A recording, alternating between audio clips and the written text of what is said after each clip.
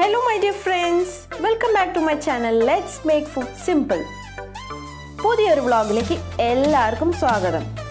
അതിനു മുമ്പ് ഈ ചാനൽ നിങ്ങൾ ഇതുവരെ സബ്സ്ക്രൈബ് ചെയ്തിട്ടില്ലെങ്കിൽ സബ്സ്ക്രൈബ് ചെയ്യൂ. അടുത്തുള്ള ബെൽ ബട്ടൺ പ്രസ് ചെയ്യാൻ മറക്കരുത്. ബെൽ ബട്ടൺ പ്രസ് ചെയ്യുമ്പോൾ ഓളും കൊടുത്തേക്കണം. ഇന്ന് നമ്മളിവിടെ ചെയ്യാൻ പോണത് 2 തരത്തിലുള്ള ബ്രെഡ് ക്രംസ് ആണ്. അതായത് ഫ്രഷ് ബ്രെഡ് ക്രംസും ഡ്രൈ ബ്രെഡ് ക്രംസും.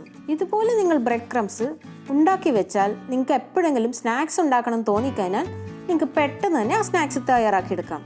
മാത്രമല്ല നമ്മുടെ എല്ലാവരുടെയും വീട്ടിൽ ബ്രെഡ് എങ്ങാനും ബാക്കി വരുവാണെങ്കിൽ അത് വേസ്റ്റ് ആക്കാതെ എങ്ങനെ സൂക്ഷിക്കാം എന്നാണ് ഞാൻ പറഞ്ഞു തരാൻ പോകുന്നത്.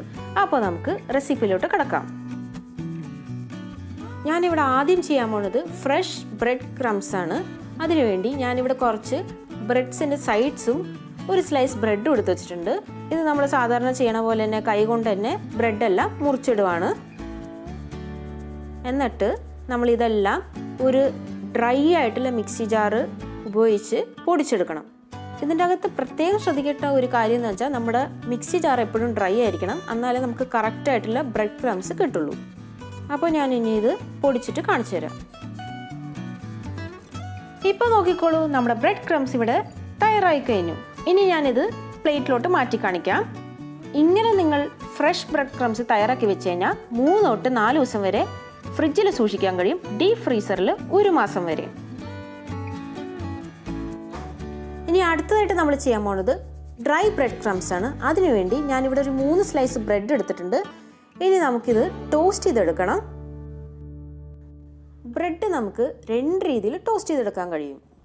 ഒന്നില്ലെങ്കിൽ നമുക്കൊരു 2 മിനിറ്റ്സ് ഒരു ഓവനിൽ വെച്ചിട്ട് ടോസ്റ്റ് ചെയ്തെടുക്കാം. അല്ലെങ്കിൽ ഇതുപോലെ ഒരു ദോശച്ചട്ടിയിൽ തിരിച്ചും മറിച്ചും ഇട്ടിട്ട് ഡ്രൈ റോസ്റ്റ് ചെയ്തെടുക്കാൻ കഴിയും. നിങ്ങൾ ഇതുപോലെ ഒരു ദോശച്ചട്ടിയിൽ വെച്ച് ടോസ്റ്റ് ചെയ്തെടുക്കുകയാണെങ്കിൽ ഇത് വളരെ ലോ ഫ്ലെയിമിൽ വെച്ചിട്ട് വേണം തിരിച്ചും മറിച്ചിട്ട് നമ്മൾ ടോസ്റ്റ് ചെയ്യാൻ വേണ്ടി.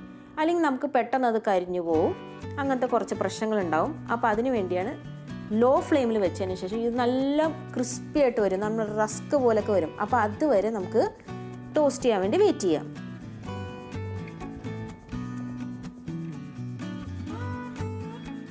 ഇപ്പോൾ നോക്കിക്കേ, ഞാൻ ബ്രെഡിൻ്റെ 2 സൈഡും ഇപ്പോൾ ഫ്രൈ ചെയ്തെടുത്തിട്ടുണ്ട്. ഇതിപ്പോൾ റെഡി ആയിട്ടുണ്ട്. നമുക്കിനി ഇതൊരു പ്ലേറ്റിലേക്ക് മാറ്റാം. ഇനി ഇത് കുറച്ച് നേരം ഒന്ന് തണിഞ്ഞതിന് ശേഷം നമുക്ക് മിക്സിയിലിട്ട് പൊടിച്ചെടുക്കാം.